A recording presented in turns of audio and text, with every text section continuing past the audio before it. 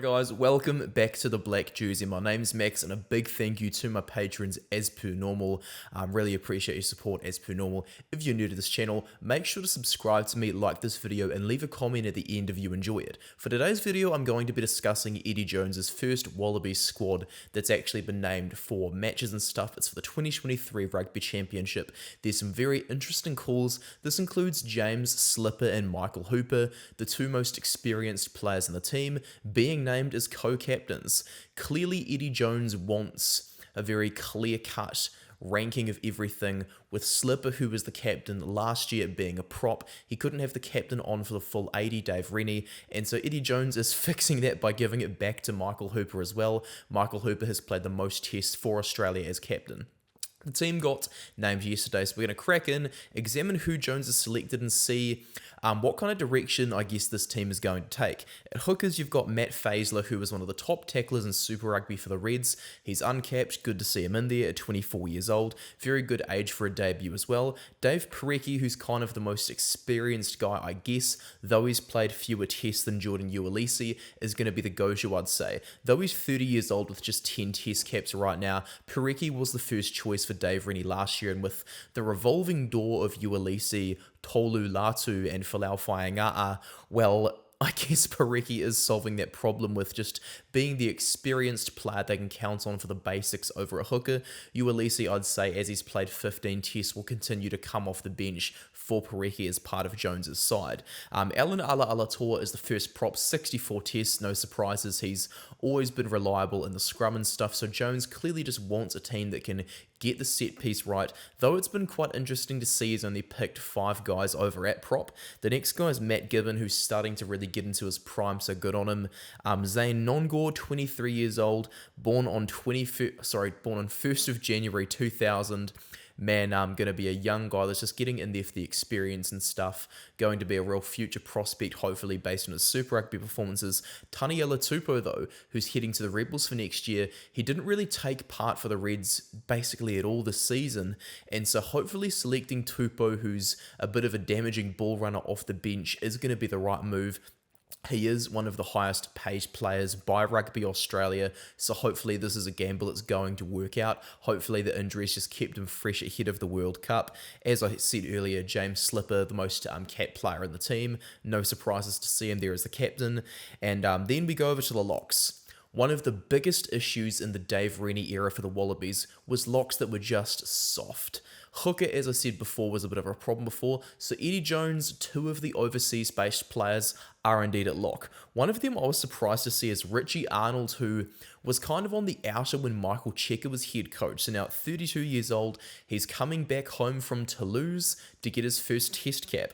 Hopefully he'll be signing for an Australian-based team ahead of next year, as there are 3 other overseas-based players in the team, and there's supposed to be a 3-player limit there, sorry. The other locks, Nick Frost, one of the best players during Super Rugby. He's starting to become a very good player. He's had a few good performances lately, so, you know, he's probably going to be one of Australia's best locks if he can fulfill his potential. Another good pick, Jed Holloway, just in there for the just the ruck presence and stuff. Holloway, a bit of a late bloomer, but he was always going to be a Wallaby. For a World Cup, you do need that experience. Good to see him there. Tom Hooper, who's kind of a lock 6 kind of cover. Fair enough that he is in there for line-out balance and everything like that. Line-out balance was a big problem for Eddie Jones with England, Billy Vunipola, Sam Underhill, Tom Curry, so he is taking that far more seriously, which is good to see. Will Skelton coming back home from France. That was always going to be inevitable after La Rochelle's championship as well, so good to see the big man coming back. Over to the loose forwards, Michael Hooper, as I mentioned before, this will be his last season in 15s before he heads over to play 7s and then retire after the Olympics next year. I'm suspecting, because he has said he will go over to 7s and stuff. Josh Kemeny, another player who's going to balance that line out. A very decent blindside flanker at 6'4", who's starting to come of age and everything as well for the Rebels. Same with Rob Leota, who was their captain and stuff. One of the first homegrown rebels and stuff, which is really awesome. Fraser McWright, though, I'm hoping to see Fraser McWright, who is the best Australian player in Super Rugby by far, start in the 7 jersey, James Slipper start at number 1, with Michael Hooper coming off the bench whenever Slipper gets substituted due to being a bit fatigued and stuff. Hopefully that's going to be how they do it, because McWright, he is one of the first Wallabies players in a long time that I actually think is genuinely good. And I mean, for all the rest of this team, the natural talent is indeed there. And with a good coach, this will be the first time in a long time that talent actually goes to use. Other picks, of course, Pete Samu and Rob Valetini. They had to be in there. They're both getting the experience under their belts. Samu will want to have a good crack at a World Cup before he heads overseas.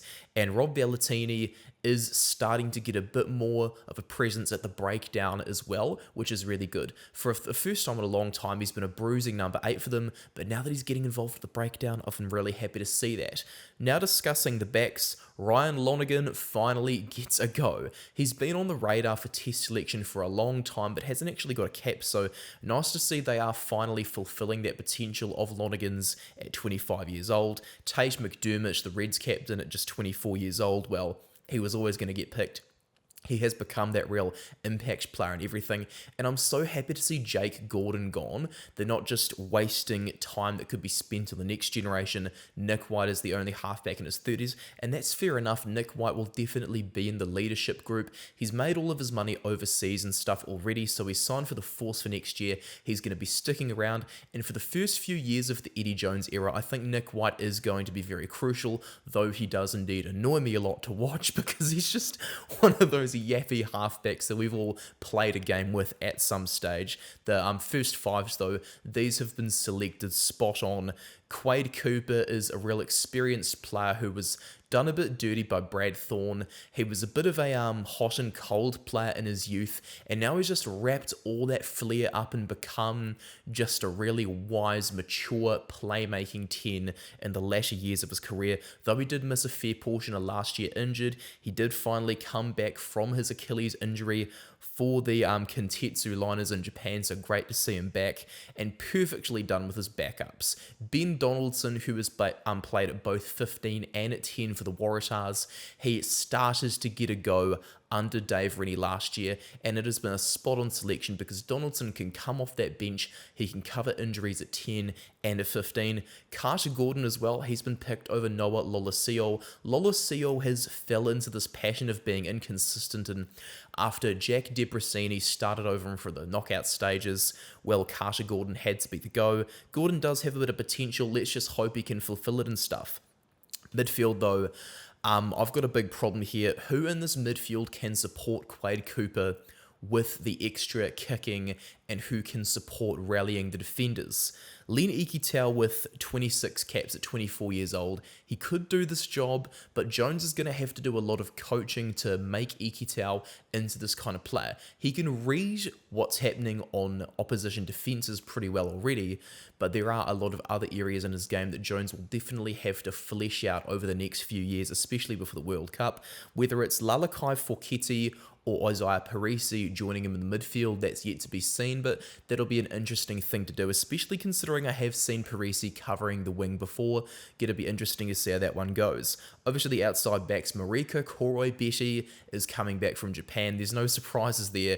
Everyone is in love with Marika Koroibete, and hopefully that try ratio that he didn't exactly have last year is going to go up now that the Wallabies have a far better head coach than Dave Rennie in the form of Eddie Jones. Mark Nwangani Tawasi, I'm really glad I can pronounce his name, that has risen to test level, because he is a real star in the making. He kind of reminds me of a young Joe Kokonasiga who wasn't quite getting enough ball at London Irish, and so hopefully Mark Nwangani Tawasi is going to be the star try scorer that this team absolutely need. Dylan Peach, another one. Everyone has been talking him up for quite a while, so no surprises to see him making the team, whereas Suliasi Vunivalu on the right wing could potentially be a perfect balance between the 11 and the 15, just be that extra pair of hands while also offering a bit of a step and a bit of power.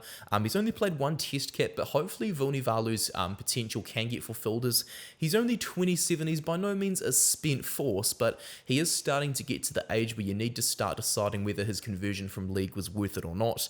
Tom Wright, no idea what they're doing there, so hopefully Reece Hodge is going to be the starting fullback with his long-range goal kicking. Quade Cooper can't just be relied on his own, and if they don't have a proper midfielder, a proper second five like Eddie Jones did with Owen Farrell, the All Blacks do with David Havili, like France do with Jonathan Donty, who's the size of a flanker but has the handling of a 10, well then Reece Hodge at 15 is an absolute must, so they can have that extra game driver in the back to just be a safe pair of hands under the high ball. Overall, I'm actually pretty impressed with this Wallabies squad. Tom Wright is probably the main problem I've got with the team due to his inconsistency of form, so hopefully Eddie Jones is going to get right to fulfill his potential that he just hasn't looked like fulfilling. I'm really happy with the changes of locks. The selection at 10 and 9, they've been picked spot on.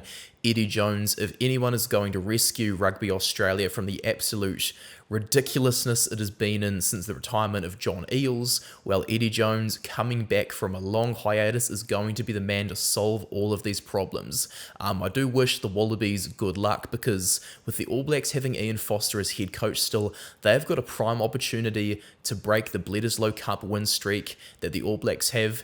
And you know what, as I said before, I wish them well. Thank you very much for watching this video, guys. I'm going to see you later. From Max, cheers for watching.